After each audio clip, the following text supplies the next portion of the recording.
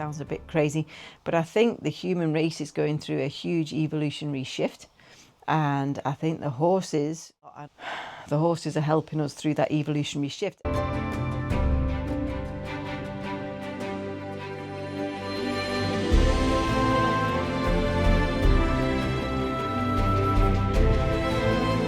The horse world is shifting. You know, for a long time there's been a movement away, or a yearning, I think, in the general populace to move away from this idea of dominance and control to a much more ethical, sort of cooperative partnership. I mean, it's rather a nuanced journey, but I think generally that's where we're all trying to get to.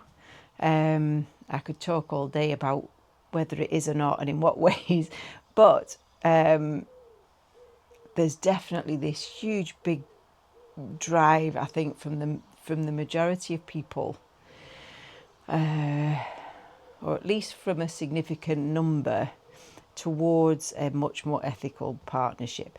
But what I'm interested in, kind of, I mean, obviously that's of critical importance, but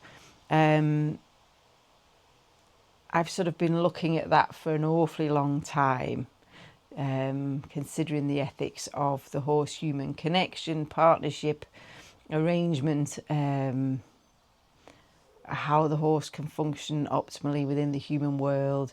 And I've specialised for over 30 years in the horse-human connection and communication, and helping owners to understand all kinds of many different forms of feedback from the horse relative to all aspects of their care.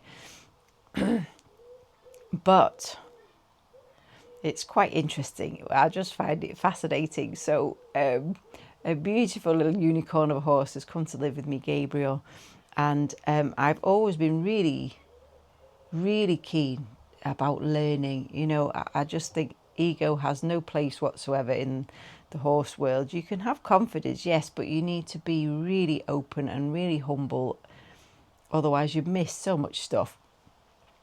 So I've always been really keen to learn, but Gabriel seems to have sent me back to day one of kindergarten, which I just have found fascinating. It doesn't frustrate me at all. I'm really like, oh my goodness, I've got a whole new lot of learning that I'll be able to do with this guy.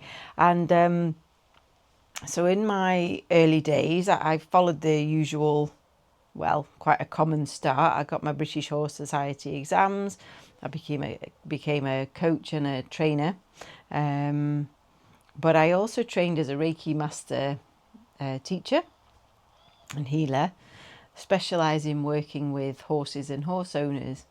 And through that work, where you have to really become aware and tuned into very subtle changes in vibration, that, oh my goodness, opened my mind to so much. You know, the humans are actually really magical. We have no idea, but we are so magical. And that started to become apparent to me. Not that I was magical, everybody's magical. It's just most people don't realise it. And it helped me to develop my communication skills with horses. I think some people are born with an aptitude for it. It sort of just comes very easily. But I think for the rest of us, it's something that we need to practice and learn, and gain confidence with, which is what I did. And I'm still in the place where sometimes I can hear them, sometimes I can't. It depends how settled I am on the inside. I'll do another video about how that works and how you can have a play about with it yourself, but I'll try and stay on topic today.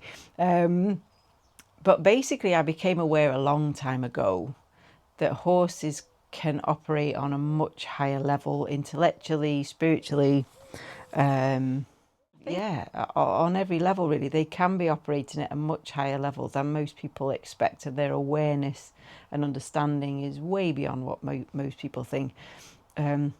And I think there's been a huge shift towards that. There's some fascinating places out there now working with horses who help to facilitate healing in humans, and completely of their own volition. They have a choice to join in or not. And I've certainly experienced that here. Horses just being masterful gurus on one level, but not all the time. This is the fascinating thing. They can flip between being traumatized, raw horse mode, incredible guru, toddler having a tantrum, which sounds kind of dismissive, which I don't mean to be, because I do get frustrated when people say that, oh, the horse is just being a brat. That doesn't sit well with me at all. But they can have frustrations and sort of almost process things in a very childlike manner. That's kind of what I mean. But Gabriel, in the last, I don't know, 18 months or so, he's shown me that there's a whole other level beyond what I thought. Whenever I've worked with horses, it's always been to empower them.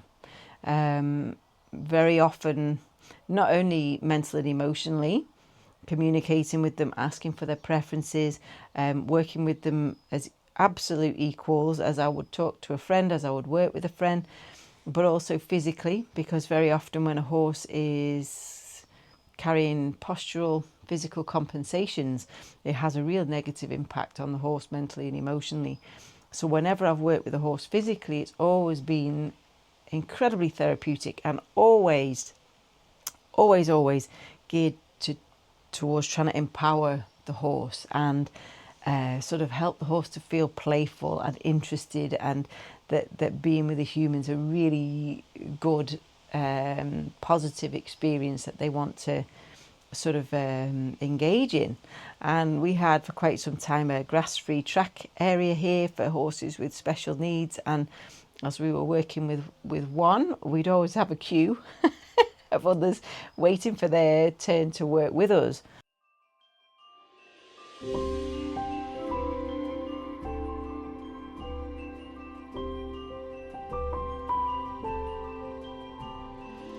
It sounds a bit crazy, but I think the human race is going through a huge evolutionary shift, and I think the horses, for those of us who are really drawn to working with them in a real connected sort of present way, the horses are helping us through that evolutionary shift. And honestly, I don't know. There's still so much that I don't know. It's like I'm catching little snippets of the beginnings of an understanding. And I really like to sort of connect with people around the world who are equally interested in all of this. And we can learn together to create a community where it's safe for somebody to feel safe to say, you know, I just feel like my horse has a headache, or he's trying to tell me this, or he's trying to tell me that, and not get sort of looks as if you're completely bonkers or overridden by the yard know-it-alls and the big mouths who'll tell you you're just ridiculous and you're soft, and just give him a kick, give her a smack, you know, let's get her doing what she's told or whatever. I mean, hopefully people are experiencing much less of that extreme influence now, but I don't know, there's still plenty of it around that I can see. But I just wanted to create a really safe space here where we can exchange ideas and share experiences so that we can explore together.